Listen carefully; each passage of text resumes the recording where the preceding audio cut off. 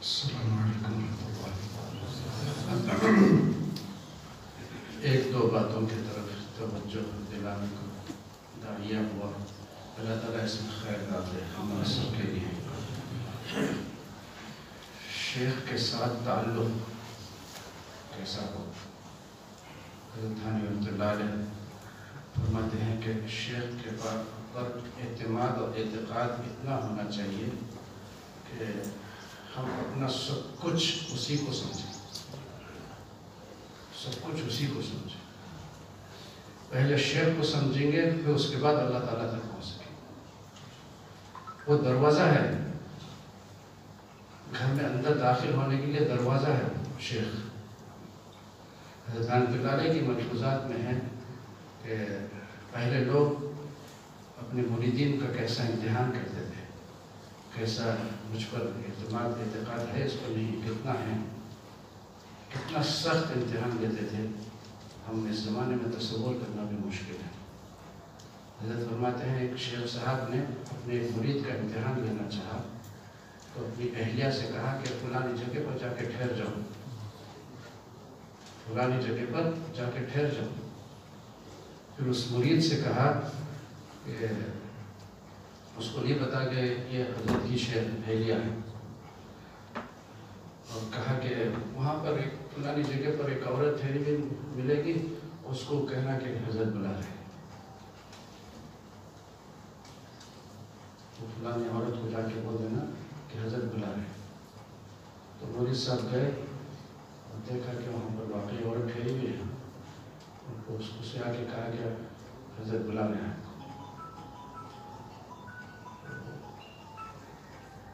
اور صبح میں مرید صاحب جو ہے پانی گرم کر کے حضرت کو کھٹکا مارے کہ حضرت پانی گرم میں غسل کیجیے۔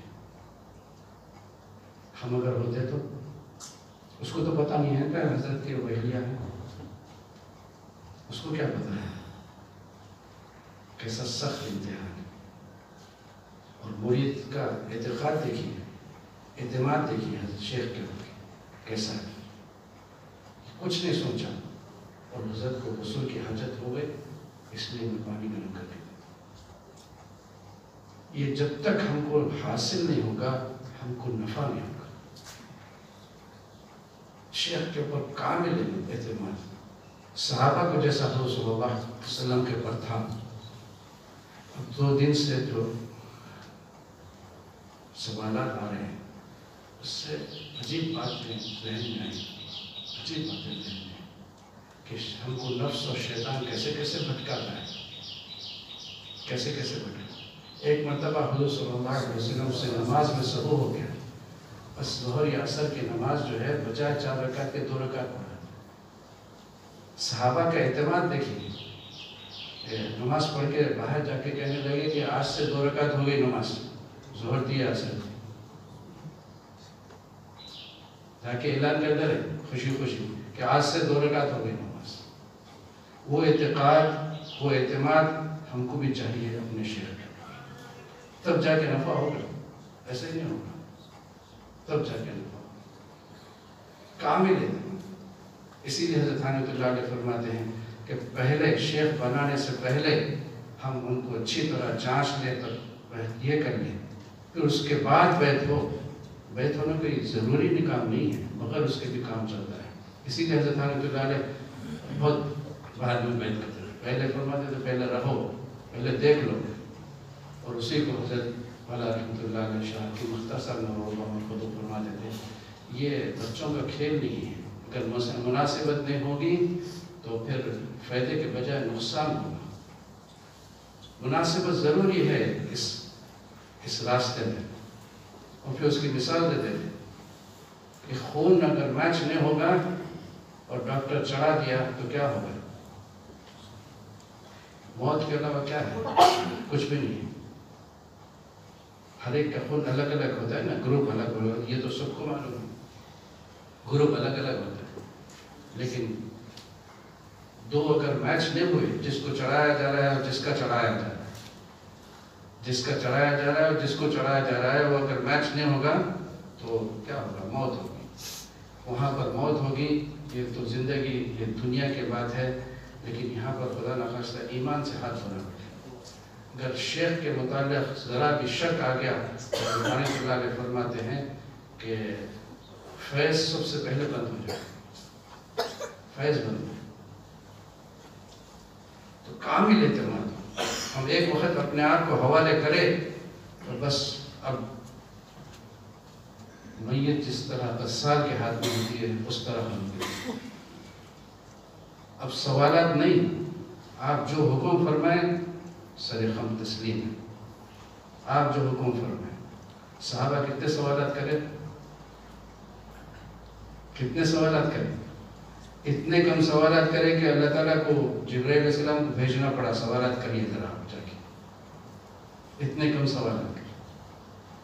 حدیث جبرائیل مشہور ہے، اللہ تعالیٰ کو جبرائیل علیہ السلام کو بھیجنا پڑا، صحابہ نہیں کر رہے ہیں، آپ کرے جا کے سوالات۔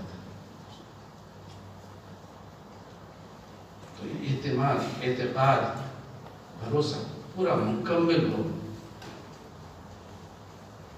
حضرت اعلیٰ رحمۃ اللہ علیہ کے مواعظ میں ہیں، حضرت نظام الدین اولیاء رحمۃ اللہ علیہ اور حضرت امیر خسرو ان کے جو خلیفہ تھے، ایک ہی خلیفہ تھے اور مگر کروڑوں پر بھاری تھے، کروڑوں پر بھاری تھے۔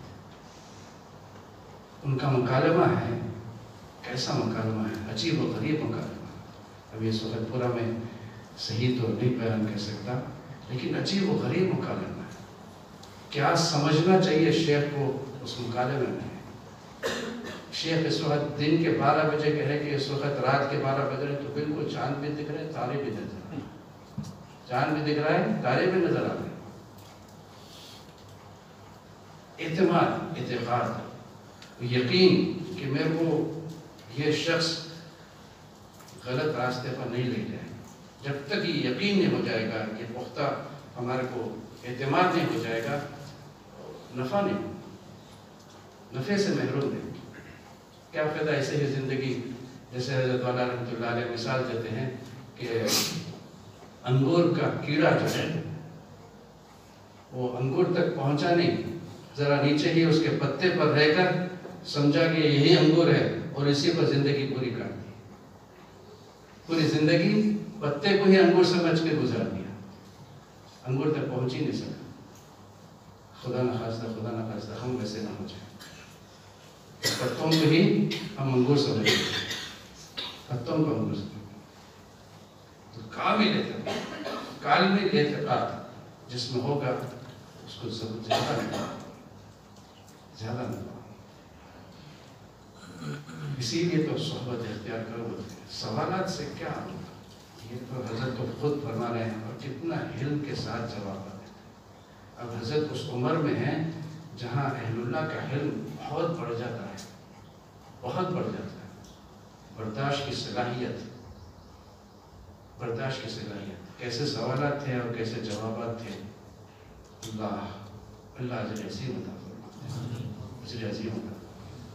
میں کوئی یہاں پر حضرت والا کی بڑائی اور وہ بیان کرنے کے لیے نہیں، ہم کو کیسا رہنا چاہیے اپنے شیخ کے ساتھ بات کرتا ہوں، کیسے رہنا چاہیے، کتنا اعتماد اور بھروسہ ہو، تاکہ ہم اس دنیا میں کچھ پا کے جائیں، دنیا میں پا کے جائیں، ورنہ ایسے ہی زندگی تو برباد ہو جائے گی۔ نہ خدا ہی ملا، نہ وصال السلام والا مسئلہ نہ ہو جائے۔ اس کی بہت اہمیت ہے، بہت اہمیت ہے۔ پورا ادب اور احترام ملحوظ رکھیں، پورا ادب اور احترام۔ ذرا سا بھی حضرت رحمۃ اللہ علیہ فرماتے ہیں، ذرا سا بھی شیخ کو اپنی طرف سے ان کے تکلیف ہوگی تو نقصان بہت ہوگا۔ سب سے پہلی چیز حضرت فرماتے ہیں کہ فیض ختم ہو جائے، فیض ختم ہو جائے تو کیا؟ حضرت ناظم صاحب وہاں کا توہین نے ایک واقعہ بھی سنایا کہ ایک بزرگ کے پاس جو ہے ایک ان کے خاص خادم تھے، ایک خاص خادم تھے۔ ایک دن ان سے کچھ غلطی ہو گئی، کچھ بے ادبی ہو گئی، کچھ غلطی ہو گئی، تو مجلس ہو رہی تھی، تو حضرت نے، وہ بزرگ نے ان سے، ان کے بازو والے صاحب سے کہا کہ ان کو ایک چپت لگا دیجیے. وہ خادم کے جو بازو بیٹھے ہوئے تھے ان سے کہا کہ ان کو ایک چپت لگا دیجیے. وہ بیچارے انہوں سمجھے کہ وہ بھی بڑے آدمی کیسے لگا دوں. انہوں خیال کر کے نہیں لگائے، لیکن ہوا کیا معلوم ہے؟ تھوڑی دیر کے بعد وہ خادم صاحب کا انتقال ہو گیا. تھوڑی دیر کے بعد تب اس بزرگ نے کہا کہ اگر آپ چپت لگا دیتے تو یہ نہیں ہوتا. اس لیے کہ اہل اللہ کو تکلیف پہنچتی ہے تو اللہ تعالیٰ اس کے خلاف جنگ کرتا ہے. اللہ خود اتر جاتا ہے. وہ اپنی گستاخی کو برداشت کرتا ہے لیکن اپنے خاص بندوں کی گستاخی کو برداشت نہیں کرتا. ایک صحابی آئے باہر سے ٹھہر کر آواز دی حضور صلی اللہ علیہ وسلم کو، وہی آگے. یہ کوئی طریقہ نہیں. جب نبی صلی اللہ علیہ وسلم باہر نکلے ان کا انتظار کرو، نکلنے کا انتظار کرو، صبر کرو، ٹھہرو. یہ کیا ہے کہ باہر ٹھہر کے پکار رہے ہیں کہ اپنے ساتھی ہے کوئی. آداب سکھا رہے ہیں نبی صلی اللہ علیہ وسلم. اب نبی تو نہیں ہے لیکن ان کے وارثین ہیں. یہ اہل اللہ ان کے وارثین ہیں. ان کا بھی ویسے ہی ادب کریں. ادب سے ہی انسان سیکھتا ہے. جو کچھ سیکھتا ہے ادب سے سیکھتا ہے. ادب نہیں ہے تو انسان کہنے کی بھی قابل نہیں. انسان کہنے کی بھی. اللہ تعالیٰ ہم کو اپنے کرم سے عطا کرے. اپنے کرم سے ہماری طرف سے کبھی کسی قسم کا کوئی تکلیف نہیں پہنچانے کا ارادہ کرنا، باضابطہ ارادہ کرنا. کل جیسا حضرت نے فرما رہے تھے کہ خالی بدنگاہی نہیں کرنے کا ارادہ کافی نہیں ہے. مطلب